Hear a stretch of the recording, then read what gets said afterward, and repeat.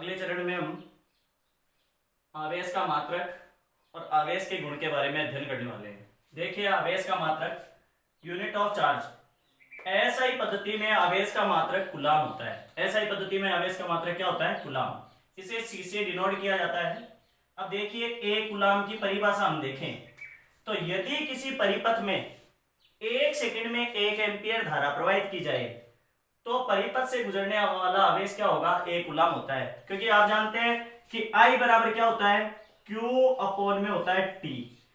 I का मतलब हो गया धारा जो एम्पियर में मापी जाती है, और Q का मतलब हो गया आवेश यानी कि कूलाम जिसका मात्रक होता है, और T का मतलब हो गया अपना समय, और समय का मतलब हो गया सेकंड।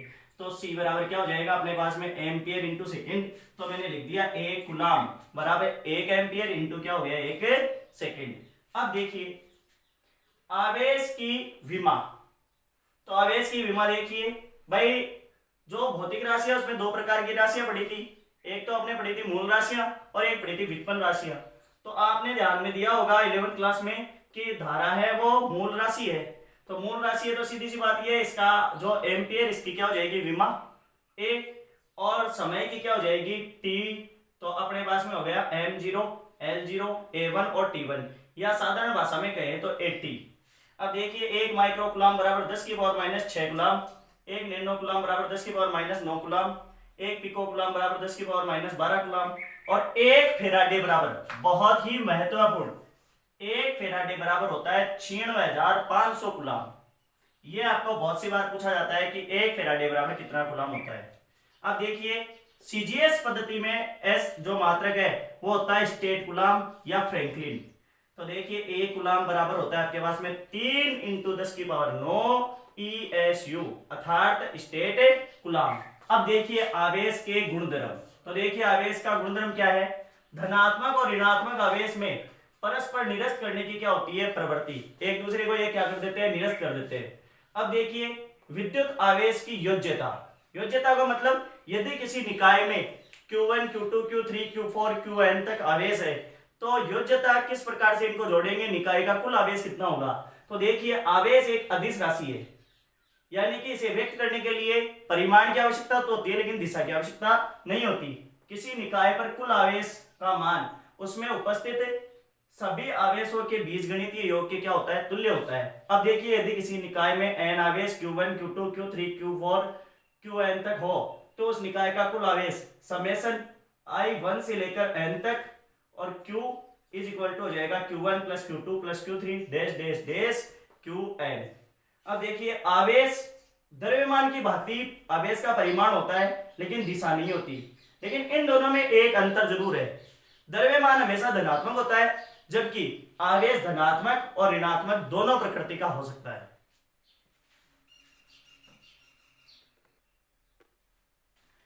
देखिए, हमने आवेश की योज्यता के बारे में अब बात करें। यदि मान लो कोई एक निकाय है और इस निकाय का कोई आवेश हो गया +1 कूलाम, मान लेते हैं प्लस का 2 कूलाम, -3 कूलाम, प्लस का 4 कूलाम, और अपने पास में हो जाएगा मान लेते हैं -5 कूलाम। यदि कोई ये निकाय है, अब इस निकाय का कुल आवेश मैं निकालता हूं तो मेरे पास में summation I is equal to 1 से लेकर n तक Q इज इक्वल टू होता है Q1 plus Q2 plus Q3 dash dash dash Qn तक हो जाएगा प्लस में। अब देखिए, यहाँ से 1 कूलाम, 2 कूलाम, -3, प्लस का 4 और -5, तो मैं यहाँ से टोटल आवेश निकालता हूँ तो मेरे पास में हो जाएगा प्लस का 1 कूलाम, प्लस का हो जाएगा 2 कूलाम, माइनस का 3 कूलाम, और प्लस का हो जाएगा 4 कूलाम, और माइनस का हो जाएगा 5 कूलाम। तो देखिए आप अपने पास में क्या हो जाएगा, यहाँ से +1 और +2, प्लस का 3 और प्लस का 4, तो प्लस का तो हो गया 7, और माइनस का देखिए माइनस का हो गया अपने पास में यहाँ से 8, तो माइनस का हो गया 8 कूलाम। तो अपने पास में हो जाएगा -1 कूलाम। तो अपन को जैसे अपन संख्याओं को जोड़ते हैं, जैसे संख्याओं का बीजगणितीय योग होता है, उसी प्रकार अपन इसे निकाय का क्या याद कर सकते हैं? कुल आवेश याद कर सकते हैं। अब आवेश का दूसरा जो गुणधर्म है वो देखिए, आवेश की निश्चलता, अर्थात आवेश किसी भी निर्देश तंत्र है उससे स्वतंत्र होता है। यानी कि किसी कण का मान, कोई वस्तु है उस पर मान लेते हैं 5 कूलाम आवेश है, तो वो विराम अवस्था में रहेगी तब भी उस पर 5 कूलाम आवेश रहेगा, और यदि वो गतिशील अवस्था में रहेगी तब भी उस पर 5 कूलम आवेश रहेगा। जैसे द्रव्यमान तो यदि पृथ्वी की सतह पर देखे तो अलग हो जाएगा, लेकिन चंद्रमा की सतह पर लेकर जाए तो अलग हो जाएगा। लेकिन आवेश में ऐसा नहीं है। आवेश को यदि चंद्रमा पर ले जाओ, चाहे सूर्य पर ले जाओ, चाहे कहीं भी ले जाओ, आवेश का जो मान है वो बराबर ही रहेगा। तो देखिए अर्थात विराम अवस्था में आवेश बराबर हो जाएगा किसी वस्तु की गतिशील अवस्था में आवेश। ये दोनों हमेशा क्या रहते हैं, बराबर रहते हैं। अर्थात वस्तु की गति करने पर या गतिशील होने पर आवेश पर कोई भी प्रभाव नहीं पड़ने वाला है। अगला देखिए तीसरा, विद्युत आवेश एक संरक्षित राशि है। अर्थात आवेश को न तो उत्पन्न किया जा सकता और न ही नष्ट किया जा सकता। केवल एक वस्तु से दूसरी वस्तु पर क्या किया जा सकता है, ट्रांसफर यानी कि स्थानांतरित किया जाता है।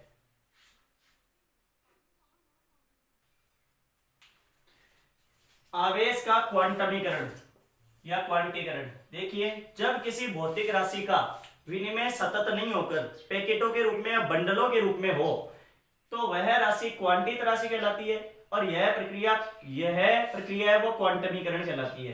तो देखो आवेश भी एक क्वांटीकृत राशि है, इसका विनिमय सतत नहीं होकर बंडल या क्वांटा के रूप में होता है। और इस बात की पुष्टि किससे हुई भी, सन 1914 में मिलीकन के तेल बूंद प्रयोग से आवेश के क्वांटीकृत होने की पुष्टि हुई। यह क्वेश्चन भी बहुत सी बार पूछा जाता है, किस प्रयोग के द्वारा हमें पता चलता है कि आवेश एक क्वांटीकृत राशि है। देखो किसी पिंड पर विद्युत आवेश का मान इलेक्ट्रॉन पर आवेश का पूर्ण गुणज होता है, अर्थात Q बराबर प्लस माइनस Ne। देखिए इलेक्ट्रॉन पर आवेश होता है 1.6 इंटू 10 की पावर माइनस 19 कूलम।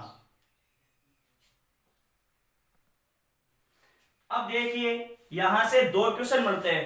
पहला क्वेश्चन तो ये कि विद्युत आवेश के कोई दो गुण बताइए, और दूसरा क्वेश्चन ये बनता है, एक न्यूमेरिकल क्वेश्चन बनता है छोटा सा अपने पास में, कि एक कूलम आवेश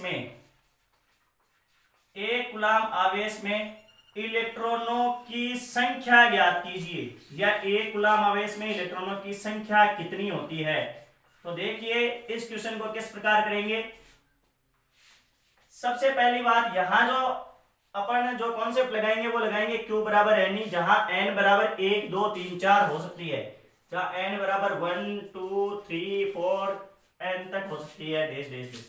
अब अपन यहां से लिखेंगे क्या हो जाएगा, Q बराबर Ne, और अपने पास में किसका मान दे दिया, Q का मान 1 कूलम दे दिया।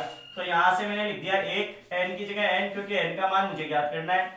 और एक इलेक्ट्रॉन पर आवेश होता है 1.6 इंटू 10 की पावर माइनस 19 कूलम।